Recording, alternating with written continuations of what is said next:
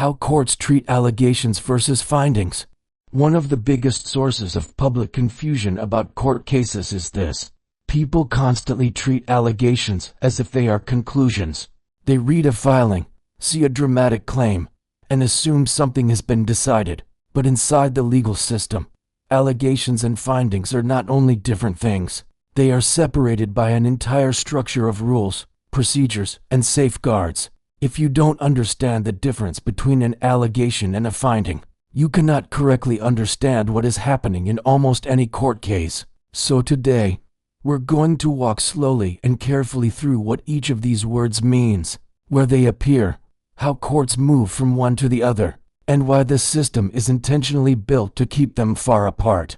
Let's start with the most important distinction. An allegation is a claim that something happened. A finding is a determination by a court that something has been proven. Under the applicable legal standard, they are not the same thing. They do not have the same legal weight, and they do not appear in the same kinds of documents. Allegations usually appear in documents like complaints, petitions, motions, sworn statements, declarations, affidavits. In other words, allegations appear in party filings. They are what someone is telling the court. Findings, on the other hand, usually appear in court orders, judgments, rulings, verdicts, written opinions. In other words, findings appear in court decisions. They are what the court has decided is true. This distinction is not semantic, it is structural. Courts do not exist to record accusations. They exist to decide disputes. If courts treated every allegation as a fact, the legal system would collapse into pure accusation. Anyone could change anyone else's legal status simply by filing a document. Instead, the system is built around a very deliberate sequence. 1. Someone makes a claim. 2.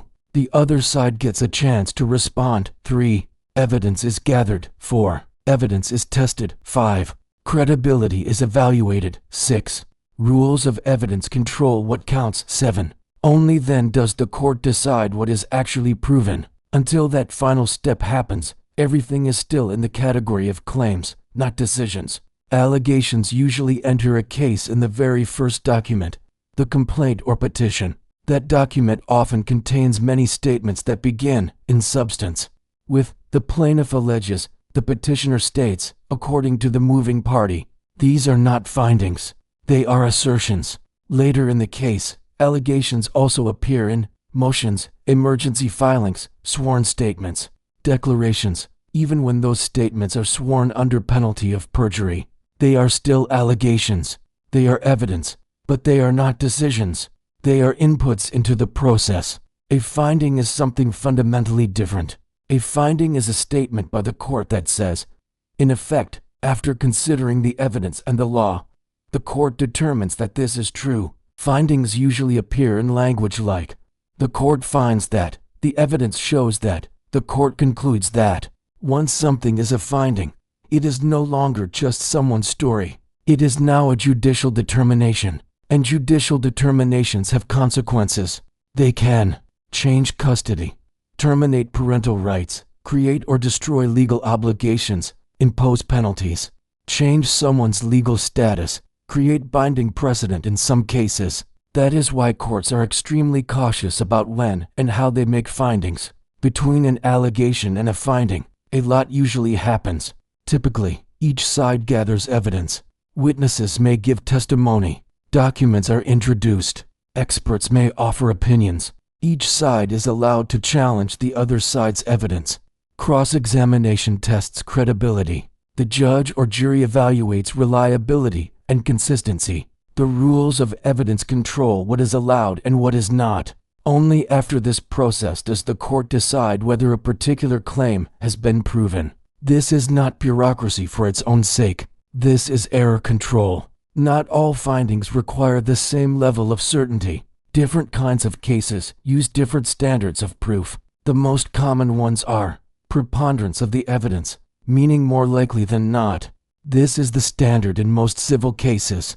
Clear and convincing evidence, a higher level of certainty, used in certain serious civil matters like termination of parental rights. Beyond a reasonable doubt, the highest standard, used in criminal cases. A court does not make a finding unless the applicable standard has been met. That means a claim can be believable, plausible, emotionally compelling, and still not proven. This is a point that confuses many people. Courts sometimes issue temporary or interim orders based on limited evidence, especially in emergency situations. For example, temporary custody orders, temporary restraining orders, temporary support orders. These are not final findings. They are provisional decisions meant to stabilize a situation until a fuller hearing can be held. They often rely on preliminary evidence, time-limited evaluations, incomplete records, and they are explicitly subject to later revision. So when you see that a court ordered something early in a case, that does not necessarily mean the court has made final findings about what is true. It often means the court is holding the situation steady until it can decide more. From the outside, courts often look slow, procedural, and overly cautious. But there is a reason for that.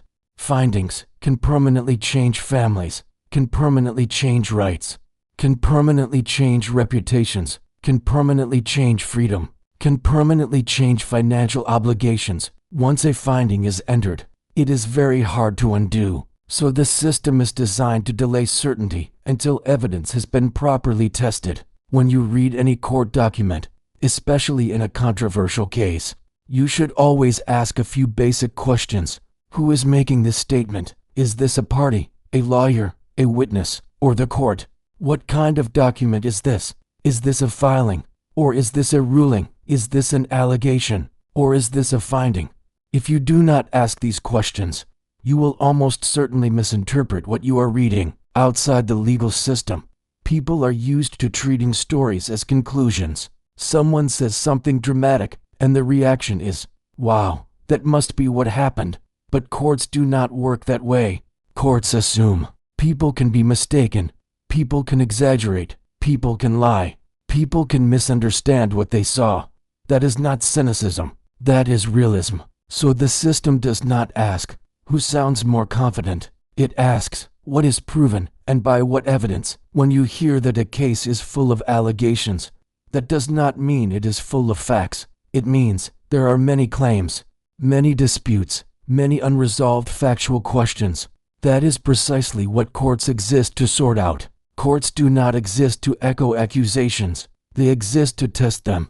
They do not exist to reward compelling stories. They exist to determine what is proven. Conclusion. So the next time you read a court filing, remember this. An allegation is someone saying something. A finding is a court deciding something. And between those 2 points is the entire machinery of justice. If you do not separate allegations from findings, you are not reading law. You are reading noise. If you like this content, then kindly hit like, subscribe, and share. Caesar commands it.